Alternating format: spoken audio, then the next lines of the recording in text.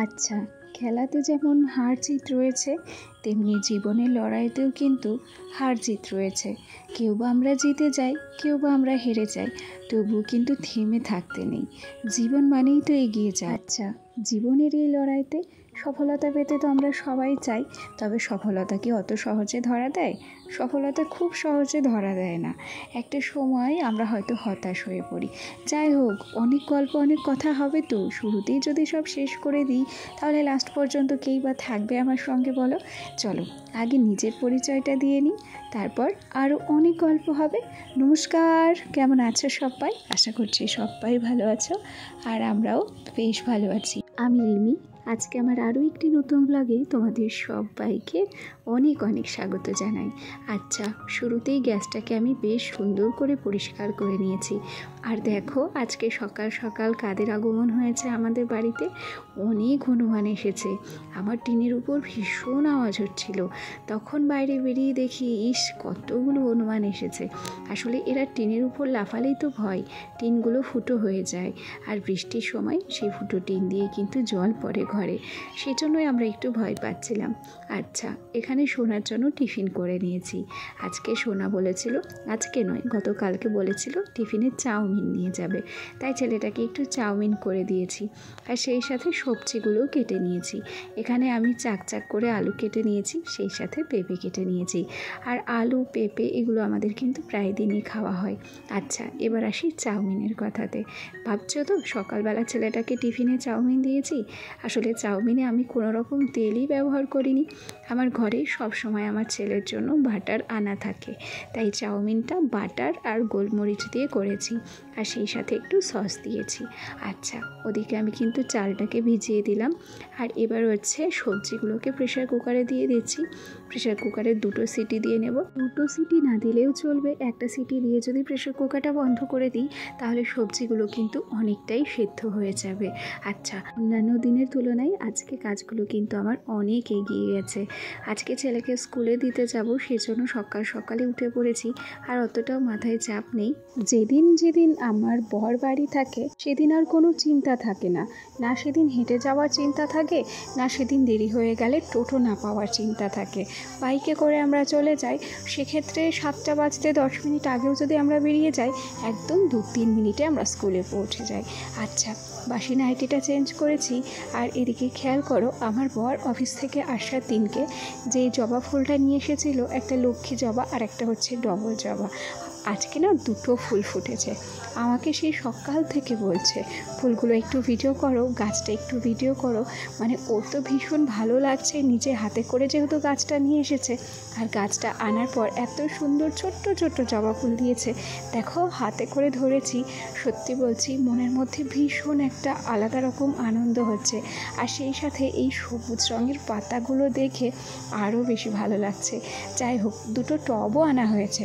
আমার ছেলের স্কুলের পাশে ওখানেই সিমেন্টের অনেক কিছু বানায়, সেখানে টবও পাওয়া যায়। ওখান থেকে 65 টাকা করে 2টো বড় টব নিয়ে এসেছি আমরা। আচ্ছা, এখন আমরা কিন্তু রেডি হয়ে গেছি। আজকে খেয়াল করেছো, আমার সোনা কিন্তু ইউনিফর্ম পরেছে। আমি গত সপ্তাহে ওর ইউনিফর্মটা কাটাতে দিয়েছিলাম, আর এই সপ্তাহে রবিবারের দিনকেই ইউনিফর্মটা দিয়েছে। আর আজকে যেহেতু সোমবার, আজকে সোনাকে কিন্তু ইউনিফর্মটা পরিয়ে দিয়েছি। তবে ইউনিফর্ম তো কাটানো হয়ে গেছে, ওর যে বেল্টের অর্ডার কিন্তু আমরা স্কুলে দিয়ে এসেছি। জানি না বেল্ট কবে দেবে। আচ্ছা, এ পর্যায়ে সোনাকে আমি রেডি করিয়ে দিয়েছি, তবে আমি যে ইউনিফর্মটা ওকে পরিয়েছি সেটা কিন্তু ওর বাবার পরানো পছন্দ হয়নি। আসলে জানোই তো, পুলিশ মানুষ, সব দিকে ডিসিপ্লিন, সব দিকে একদম পরিপাটি থাকে। সুন্দর করে আমার ছেলের ইউনিফর্মটা ও কিন্তু ঠিক করে দিল, আর এবার আই কার্ডটাকেও সুন্দর করে ঠিক করে দিয়েছে। না, এখন আমরা কিন্তু বেরিয়েও পড়েছি, সোজা চলে যাব আমরা এখন স্কুলে। আচ্ছা, আমার ছেলে বাচ্চা হলে কি হবে, ও কিন্তু সব দিকে খেয়াল থাকে। প্রথমে না আমার বর ইচ্ছে করে স্কুলে ঢুকেছিল না, ও দেখতে চাইছিল আমার ছেলে কি বলে। তবে আমার ছেলেরও নজর ছিল যে তার বাবি স্কুলে আসেনি, তাই একদম স্কুল গেটের বাইরে বেরিয়ে ওর বাবির হাত ধরে স্কুলের ভেতর ধরে নিয়ে এসেছে। আচ্ছা, আমার সোনাকে নতুন স্কুলের ইউনিফর্মে কেমন লাগছে কমেন্ট করে জানাতে ভুলো না।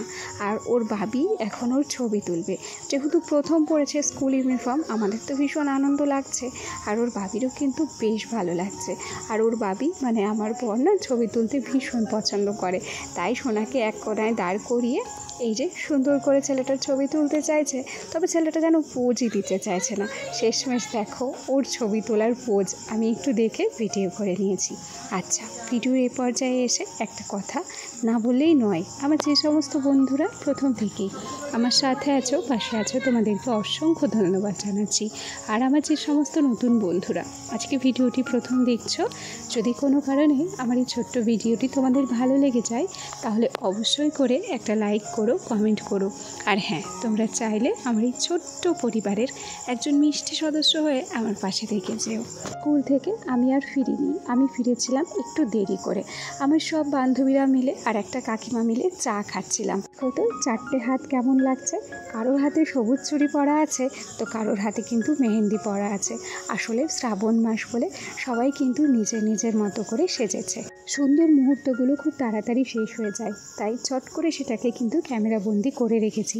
না জানি কার ছেলে কোন স্কুলে পড়বে, কার সাথে দেখা হবে, কার সাথে দেখা হবে না, তা আমরা কেউ বলতে পারি না। তাই যতটুকু টাইম নিজেরা বান্ধবীরা মিলে আর কি থাকি একসঙ্গে, ততটুকু টাইম আমার মনে হয় আনন্দ উপভোগ করাটা একান্তই জরুরি। আচ্ছা, ওদিকে বর বাড়ি চলে এসেছিল। আমি ওকে বলেছিলাম যে তুমি মাছ নিয়ে বাড়ি যেও, আমি বাড়ি গিয়ে কিন্তু মাছ ভাজা করব। তবে আমি জানতাম যে আমি বাড়ি যেতে যেতে আমার বর যতটা পারবে আমার কাজে আমাকে ততটাই হেল্প করবে। হ্যাঁ, বাড়ি ফিরে এসে দেখি মাছ কাটাও হয়ে গেছে, মাছ ধোয়াও হয়ে গেছে, আর এই যে মাছ ভাজা করতে কিন্তু বসিয়েও দিয়েছে। হাতটা দেখো বালা পড়া রয়েছে, ওটা আমার বরেরই হাত। আর আমি সাইডে দাঁড়িয়ে একটু ক্যামেরা করছিলাম। আচ্ছা, আমরা প্রত্যেক মেয়েরা সফলতা অর্জন করতে চাই, আমরা সবাই সাফল্যের মুখ দেখতে চাই।